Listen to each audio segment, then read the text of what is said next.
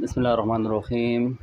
इससे पहले हमने class first year Sindh board, इसमें हमने एक बायोलॉजिकल मॉलिक्यूल स्टार्ट किया था। उसको हमने डिस्कस किया, जिसमें हमने डिफरेंट टॉपिक्स हमने डिस्कस किए, जिसमें प्रोटीन, कार्बोहाइड्रेट्स, उसके साथ साथ कंजुगेटेड मॉलिक्यूल्स को हमने डिस्कस किया था। ठीक है, उसके साथ आरएनए और डीएनए के बारे में भी, उसका जो स्ट्रक्चर था वो भी हमने डिस्कस किया था। आज के जो हमारे पास टॉपिक है वो है एंजाइम्स, यानी class first year chapter number 2, या हमारे पास जो चैप्टर नंबर 2 है वो है एंजाइम्स। आज हम एंजाइम्स के बारे में जो ब्रीफली डिस्कस करने की कोशिश करते हैं कि एंजाइम्स क्या चीज़ हैं, इसकी कैरेक्टरिस्टिक क्या है, और ऐसे कौन से फैक्टर हैं जो एंजाइम की एक्टिविटी पर असरानंदाज होते हैं, और इसके साथ साथ क्या ऐसे कौन से लॉज हैं, ठीक है, ऐसी कौन सी थ्योरीज़ हैं जो कि mode of actions of enzymes के बारे में डिस्कस करते हैं, यानी वो एंजाइम्स की एक्टिविटी के बारे में डिस्कस करते हैं, वो भी इस चैप्टर के अंदर हम डिस्कस करेंगे। तो आज हमारे पास क्या है, एंजाइम्स। अब देखें एंजाइम्स का मतलब क्या है, ये कहाँ से निकला, ठीक है, इसको अब हम डिस्कस करते हैं। सबसे पहले अगर हम देखें एंजाइम्स क्या है, enzymes a Greek word which mean inside, enzyme mean east, यानी एंजाइम का मतलब क्या है, इनसाइड ईस्ट। और अगर हम इसकी डेफिनेशन के बारे में देखें तो एंजाइम क्या है, enzymes are biocatalyst which speed up the chemical reactions by lowering energy of activation। Then enzymes क्या है, एंजाइम बायोकैटालिस्ट होते हैं जो कि केमिकल रिएक्शन को स्पीड अप करते हैं। हम जानते हैं कि हमारे बॉडी के अंदर डिफरेंट टाइप्स के केमिकल रिएक्शंस पार्टिसिपेट होते हैं, डिफरेंट टाइप से केमिकल रिएक्शंस हमारे बॉडी के अंदर हर टाइम प्रोड्यूस हो रहे होते हैं, कि रिएक्शंस होते रहते हैं। वो रिएक्शन स्टार्ट कौन करवाता है और उसको स्पीड अप कौन करवाता है, तो उसके लिए कुछ स्पेशलाइज्ड कैटालाइटिक मॉलिक्यूल्स होते हैं, जिसको हम क्या नाम देते हैं, जिसको हम नाम देते हैं एंजाइम्स।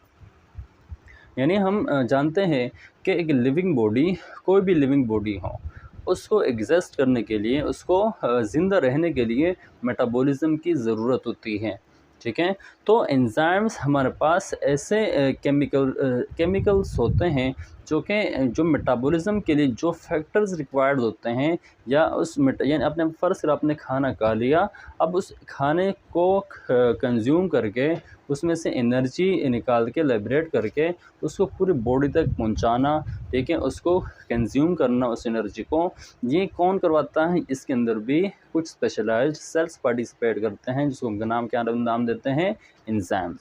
देखें हमारे बॉडी के अंदर डिफरेंट टाइप्स के केमिकल रिएक्शंस होते हैं, ठीक है, यानी हमारे बॉडी के अंदर सिंथेसिस भी होती हैं, ठीक है, हमारे बॉडी के अंदर क्लीवेज भी होती हैं, यानी क्लीविंग, ठीक है, यानी कुछ मॉलिक्यूल सिंथेसाइज होते हैं, ठीक है सर, कुछ मॉलिक्यूल ब्रेक होते हैं, ठीक है। इस तरह कुछ मॉलिक्यूल एनर्जी प्रोवाइड करते हैं, कुछ क्या प्रोवाइड करते हैं, कुछ एनर्जी प्रोवाइड करते हैं, ठीक है, या कुछ एनर्जी क्या करते हैं, कुछ एनर्जी को यूटिलाइज करते हैं। यानी हमारे बॉडी के अंदर मॉलिक्यूल सिंथेसाइज भी होते हैं, ठीक है, मॉलिक्यूल्स बनते भी हैं, प्रोडक्ट्स बनते भी हैं, इस तरह मॉलिक्यूल्स ब्रेक भी होते हैं, ठीक है, और इस तरह उस मॉलिक्यूल से एनर्जी भी लाइब्रेट होती है, ठीक है, उस एनर्जी को यूटिलाइज करना होता है। तो ये सारे के सारे ये जो सारे प्रोसेस हैं, ये कौन पार्टिसिपेट करता है, एंजाइम्स पार्टिसिपेट करते रहते हैं। अब फ़र्ज़ से हमारे पास एंजाइम्स होता क्या है, एंजाइम्स को इसकी डिस्कवरी क्या है, इसको किसने डिस्कवर किया। अब देखें एंजाइम को सबसे पहले जिस साइंटिस्ट ने प्रोड्यूस हमारे पास किया था, उस साइंटिस्ट का नाम था लुईस पास्चर। साइंटिस्ट का नाम क्या था, लुईस पास्चर, ठीक है। लुईस पास्चर ने देखा कि जब हम आटे के अंदर ईस्ट डालते, खमीर डालते हैं, तो आटा क्या हो जाता है, फूल जाता है, ठीक है। यानी जब भी हम आटे के अंदर कोई खमीर डालते हैं, यानी ईस्ट डालते हैं, तो ऑटोमेटिकली आटा क्या हो जाता है, फूल जाता है, ठीक है। उसने उसने इस पर थोड़ा डिस्कस किया, उस पर गौर किया, ठीक है, उस पर तो डिस्कशन की, तो उसको पता चला कि ईस्ट के अंदर, सो क्या क्या पता चला कि ईस्ट के अंदर, यानी जो खमीर है, खमीर के अंदर एक फैक्टर होता है, उसका नाम क्या है, उसका नाम है जाइमेज, ठीक है। यानी सबसे पहले जो डिस्कवरी की थी वो किसने की थी? लुईस पास्चर ने। ठीक है। उसने क्या देखा कि जब इसने क्या किया, इसने जब देखा जब आटे के अंदर ख़मीर डालते हैं तो आटा क्या हो जाता है? फूल जाता है। ठीक है। उसका थोड़ा उसके अंदर क्या होता है, तो एक प्रोसेस स्टार्ट होता है। वो प्रोसेस स्टार्ट कौन करता है? हमारे पास क्या है? ज़ाइमेज़। ठीक है। तो ज़ाइमेज़ एक फैक्टर होने की वजह से आटा क्या हो जाता है? वो चेंज हो जाता है। ठीक है। तो इस ज़ाइमेज़ क्या काम करता है? इस ईस्ट मतलब ईस्ट की मदद से जो काम होती है क्या होती है? फर्मेंटेशन। ठीक है। तो फर्मेंटेशन का जो यानी ये जो फर्मेंटेशन जिस फैक्टर की वजह से होता है हमारे पास क्या है? ज़ाइमेज़। तो लुईस पास्चर ने सबसे पहले जो डिस्कवरी होती है, फर्स्ट डिस्कवरी किसने की थी? लुईस पास्चर ने। ठीक है। इसके साथ साथ जो दूसरा एक साइंटिस्ट था समनर एक साइंटिस्ट था। ठीक है। समनर ने क्या किया, कुछ अरसे बाद उसने क्या कहा कि जो एंजाइम्स होते हैं वो क्या होते हैं? प्रोटीनेशियस होते हैं। ठीक है। क्या होते हैं कि जो एंजाइम्स होते हैं वो क्या होते हैं? प्रोटीनेशियस होते हैं, यानी प्रोटीनियस इन नेचर होते हैं। इन एंजाइम जो बनते हैं वो किस चीज़ से बनते हैं? एंजाइम्स बनते हैं प्रोटीन से बनते हैं। ठीक है। इस तरह जो इसको नाम अभी तक एंजाइम नहीं दिया गया था, सिर्फ इन दोनों ने क्या किया कि लुईस पास्चर ने जो अपना उसका आइडिया था कि जब भी खमीर पानी आटे के अंदर जब भी खमीर डालते हैं तो आटा क्या हो जाता है? फूल जाता है, स्वेल हो जाता है। तो जिस फैक्टर की वजह से स्वेल हो रहा था वो क्या था? ज़ाइमेज़। ज़ाइमेज़ की वजह से क्या होती है, यानी जो फर्मेंटेशन का प्रोसेस होता है वो किस वजह से होता है? ज़ाइमेज़। फिर एक दूसरा समनर जो साइंटिस्ट है उसने क्या कहा कि प्रोटीन किस नेचर के होते हैं? जो एंजाइम्स प्रोटीनियस नेचर के, प्रोटीन नेचर के होते हैं। ठीक है। तो इसी तरह जब टाइम गुजरता गया फिर एक साइंटिस्ट, इसका नाम क्या था? विल्हेम फ्रेडरिक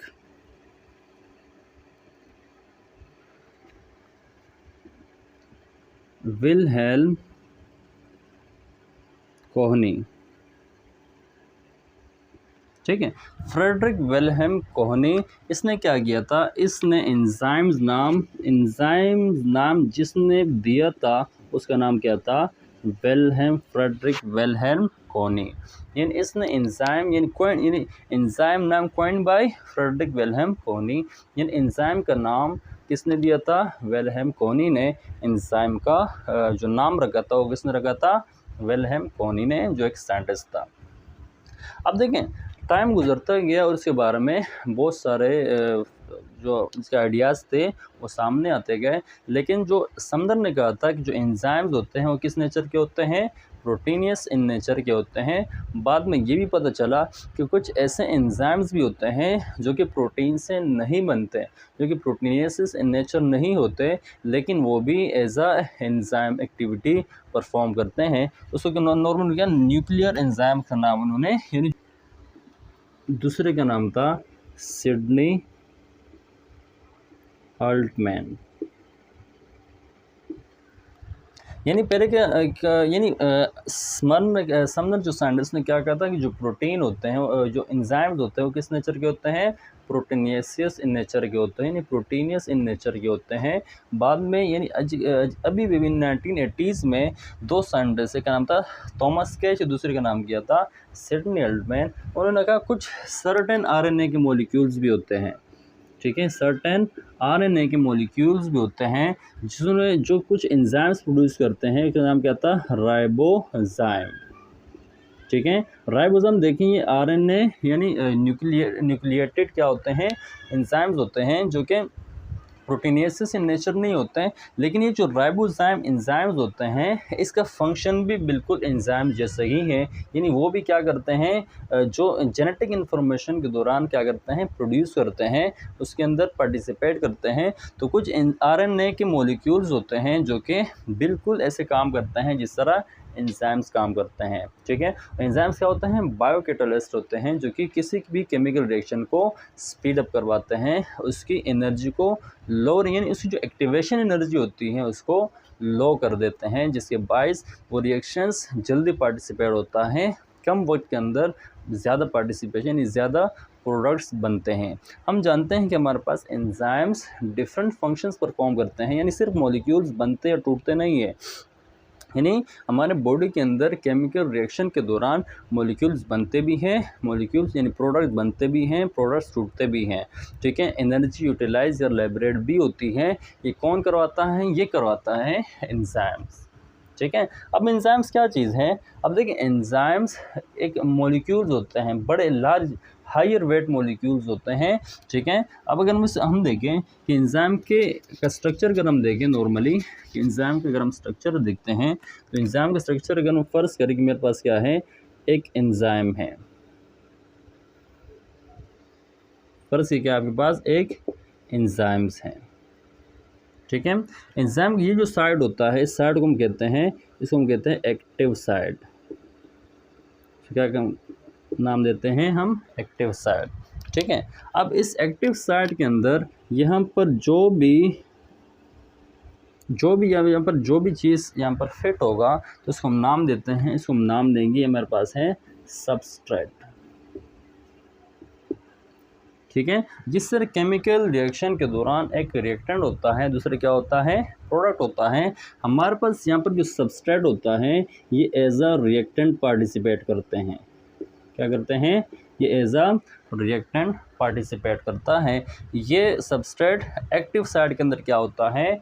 बाइंड होता है, ठीक है। अब इस एक्टिव साइड के अंदर दो साइड्स होती हैं। फर्स्ट से यहाँ पर इसको हम डिवाइड करें तो इसे दो साइड्स होती है। एक होता है बाइंडिंग साइड, क्या होता है? एक होता है बाइंडिंग साइड और दूसरा होता है, फर्स्ट यहाँ पर हम नाम दिए, उसको नाम देते हैं कैटालाइटिक साइड, ठीक है। यानी ये एक एंजाइम है, एंजाइम के पास क्या है?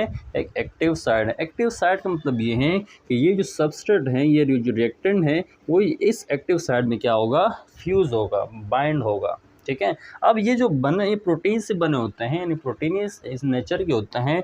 जब प्रोटीन का मतलब ये है कि अमाइनो एसिड से बने होंगे। किस चीज़ से बने होंगे? अमाइनो एसिड से बने होते हैं। यहाँ पर जो अमाइनो एसिड्स होते हैं वो क्या होते हैं? चार्ज्ड अमाइनो एसिड होते हैं। क्या होते हैं? चार्ज्ड अमाइनो एसिड्स होते हैं। ये चार्ज अमाइनो एसिड्स क्या करते हैं? क्योंकि इनके ऊपर स्पेसिफिक चार्जेस होते हैं जो क्या करते हैं? अपने अपने स्पेसिफाइड सबस्ट्रेट को अपनी तरफ खींचते हैं, अट्रैक्ट कर रहे होते हैं।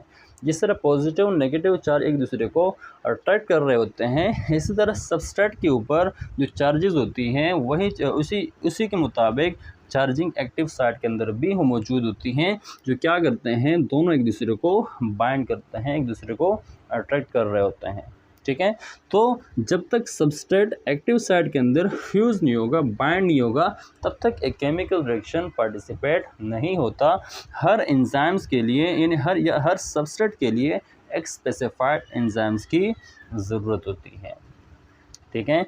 जब तक ये, अगर फ़र्ज़ करें कि ये कोई दूसरा सबस्ट्रेट है, दूसरा रिएक्टेंट है, जो शेप तो यही है लेकिन इस एंजाइम की नेचर की नहीं है, यानी इस शेप की वजह से यहाँ पर फ्यूज़ तो हुआ, जब तक दोनों स्पेसिफाइड नहीं होंगे ये केमिकल रिएक्शंस पार्टिसिपेट नहीं होगा, ये केमिकल रिएक्शन आगे प्रोसीड नहीं होगा, ठीक है। तब ये सबस्ट्रेट जो होगा वो क्या होगा? इसके लिए कॉम्पिटेंट होगा, ठीक है। ये मतलब वो एंजाइम्स की एक्टिविटी को इनहिबिट करेगा, सही है। तो हर सबस्ट्रेट के लिए हर एंजाइम्स, यानी एंजाइम स्पेसिफिक नेचर की होती हैं।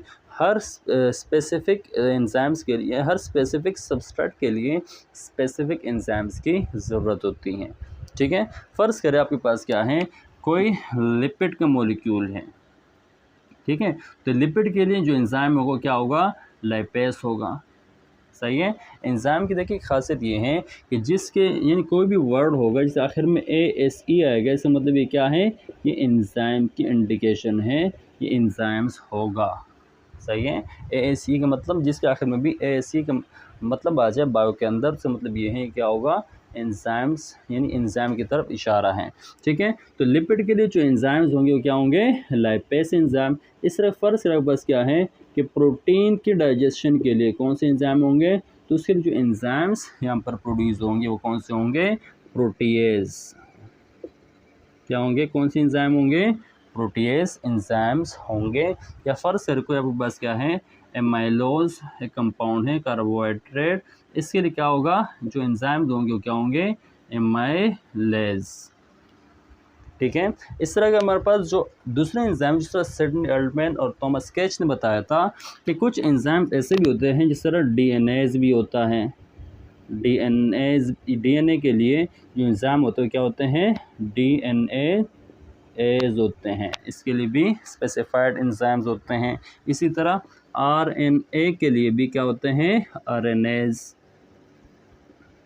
ठीक है, इस तरह एटीपी के लिए भी क्या होते हैं, एटीपी, एटीपेज। सही है, तो हर एंजाइम्स स्पेसिफिक सबस्ट्रेट के साथ रिएक्शन करता है, उस रिएक्शन के रिजल्ट में प्रोडक्ट बनता है।